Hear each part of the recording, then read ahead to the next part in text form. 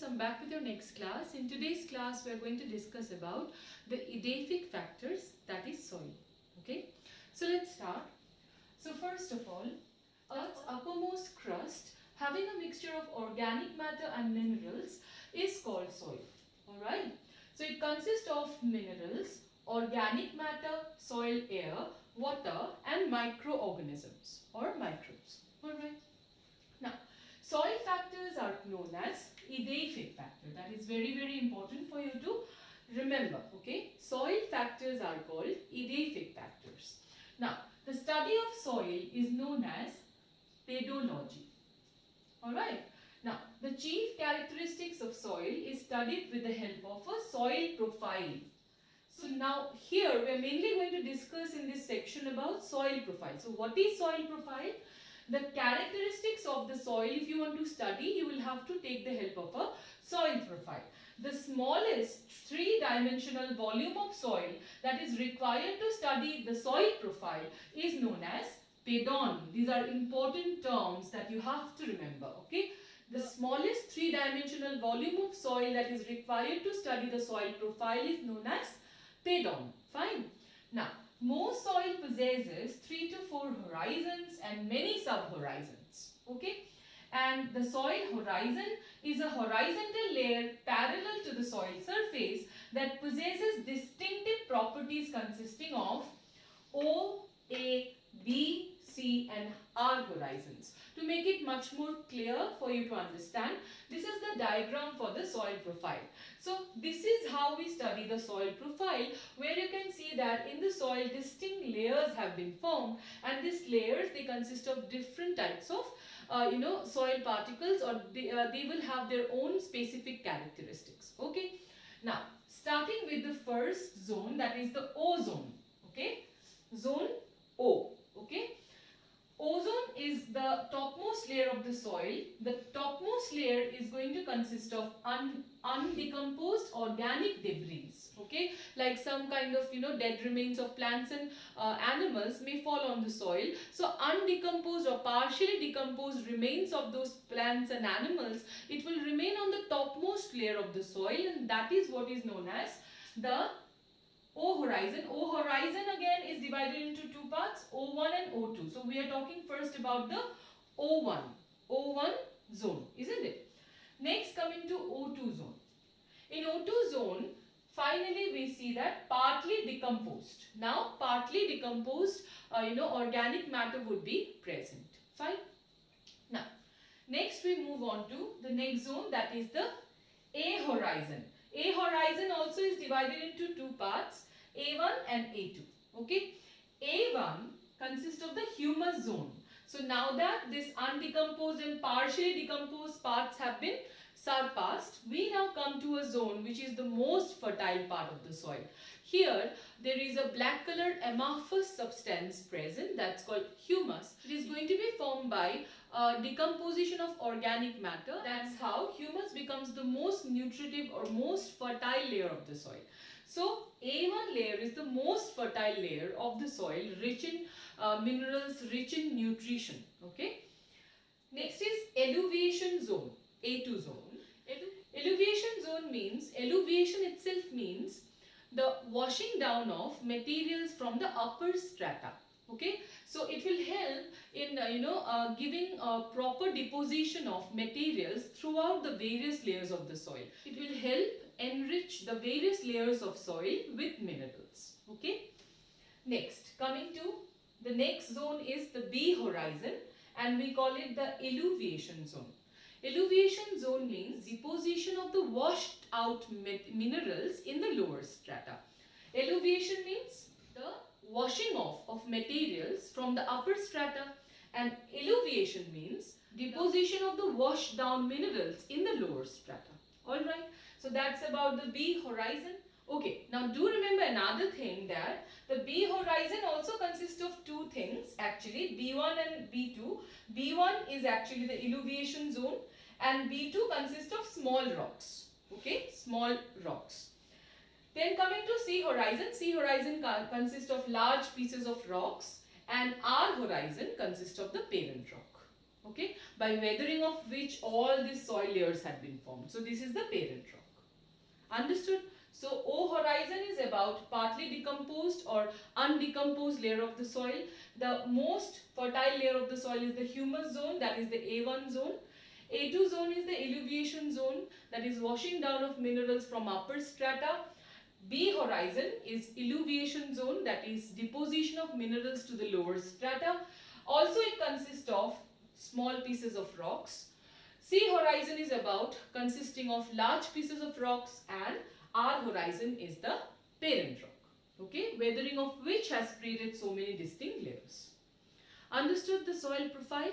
Next, let us move on to pedogenesis, that is formation of soil. Now, let us discuss regarding pedogenesis. Pedogenesis means the process of formation of soil. So, let us see what are the factors essentially related to it. Okay. First, the definition, you have to remember that pedogenesis means the process of formation of soil, and it includes mainly three factors which we are going to discuss. First is weathering, then humification and alluviation and alluviation. Alright. So first regarding weathering. You very well know that the process of breakdown of rock is known as weathering. Okay. So finally soil is going to be formed by breakdown of the rock, and the process of breakdown itself is called weathering. Alright. The process of breakdown of rock, that is weathering, can occur by three means. Okay. First is physical weathering. Physical weathering is caused by alternate heating and cooling, alternate wetting and drying, action of frost, snow, rain and wind. Alright.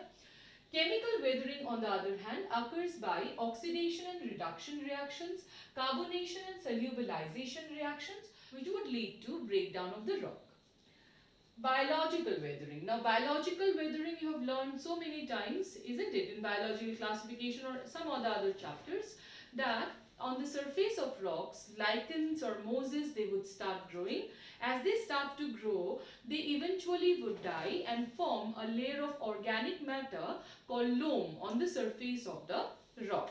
Eventually, as organic matter will keep on increasing, isn't it? And also organic acid would keep on getting secreted by these organisms. The weathering or breakdown of rock would occur, eventually leading to the formation of soil. Finally, moving to humification. The addition of organic matter or humus into the weathered rock is known as humification. Addition of humus in the soil is called humification. Alright. So what is humus after all? Humus is a dark colored amorphous substance which acts as a reservoir of nutrients. So it is the most fertile layer of the soil which provides various nutrition to the plants. Alright. Now, function of humus. It causes biogeochemical cycling, it prevents soil from compaction, helps to form soil crumbs, it improves the aeration of soil and water holding capacity of soil as well. So in short, it makes the soil very much fertile. Alright. So the last part is alluviation and alluviation. Okay. Alluviation and alluviation. I have told you already while discussing soil profile about it. See, these two processes, they help in bringing about transport and deposition of materials in the soil. Okay. How? Alluviation means washing down of materials from the upper strata. Okay. From the upper strata when minerals will be washed off. That process is called alluviation. Now, of course, these minerals which are being washed off from the upper strata, they will finally get deposited in the lower strata. So, this deposition would be again known as alluviation. Understood? So, alluviation is the deposition of washed down minerals in the lower strata. In short, these two processes are helping in bringing about an equal distribution of minerals throughout the strata or horizons in the soil. Alright, so that much regarding the soil factor as well. Next, we'll discuss a very, very important topic, that is response to abiotic factors. So finally, we have reached a very, very important part of this chapter, and that is the response to abiotic factors. This question has been asked many a times. Okay, so it's a very, very important part. So all of you listen very carefully and try to understand. See, our outer environment is constantly changing, isn't it? It is continuously showing some kind of variation in various factors like temperature or water or light. All these things keeps on changing.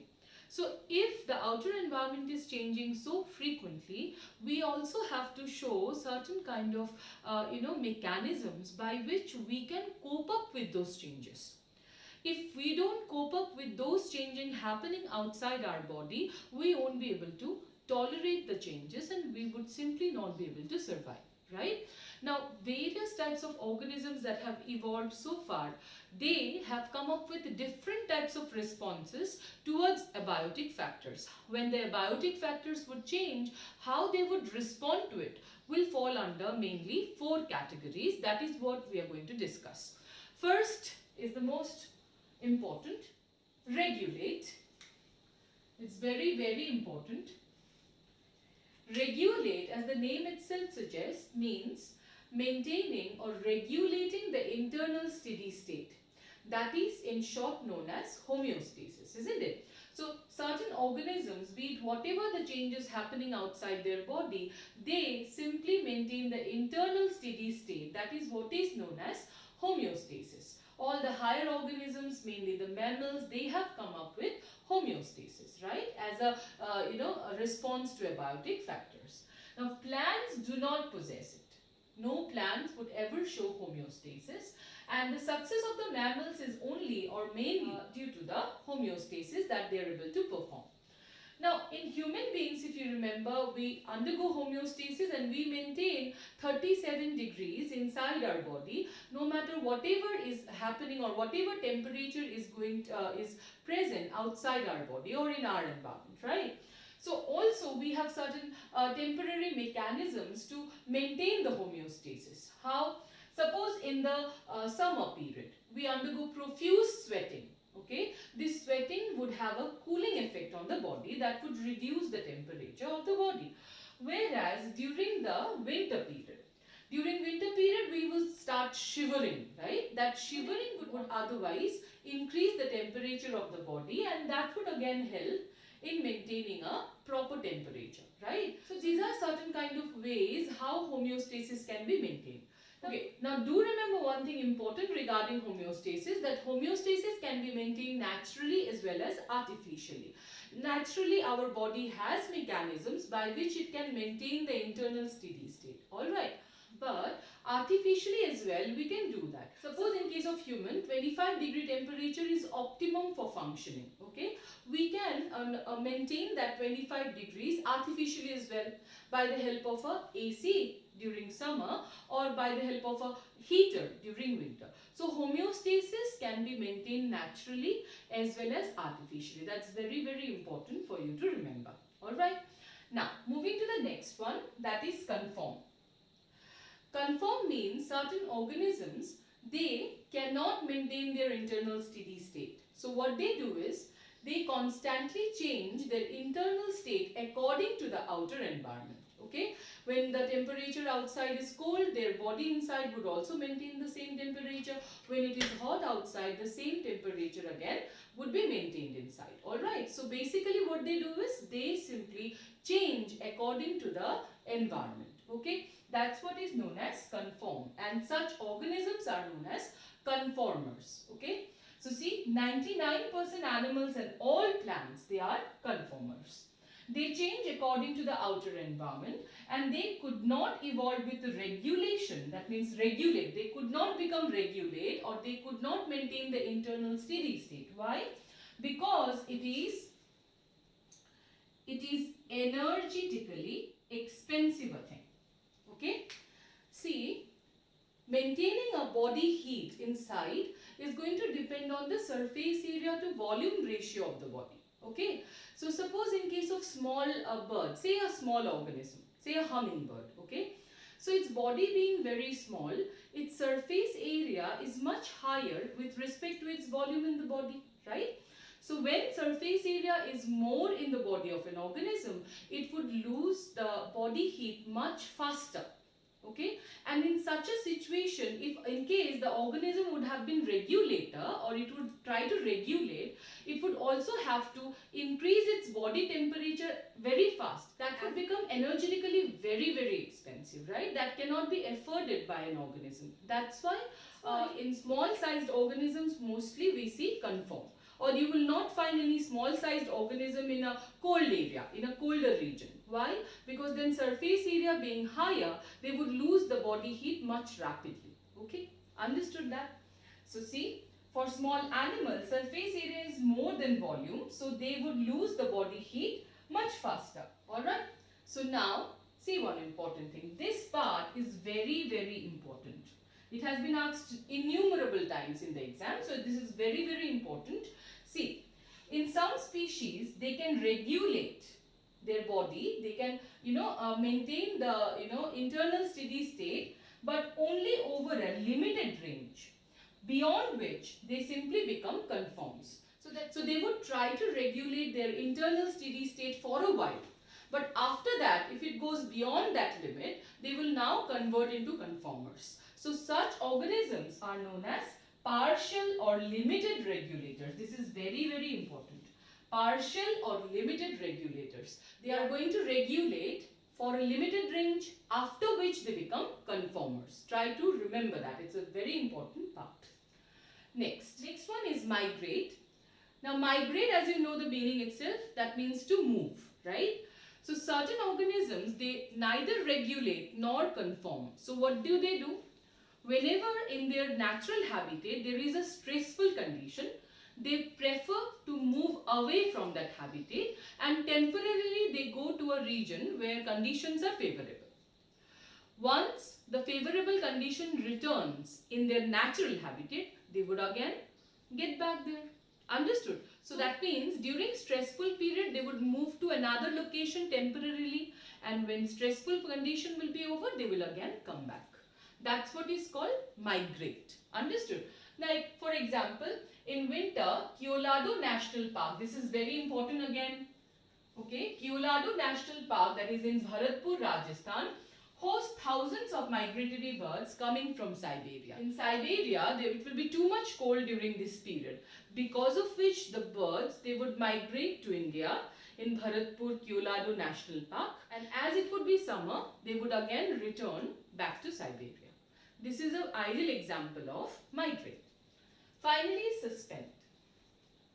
So some organisms, they don't regulate, they don't conform, neither do they migrate. What they do? During stressful condition, they would rather go into a period of rest.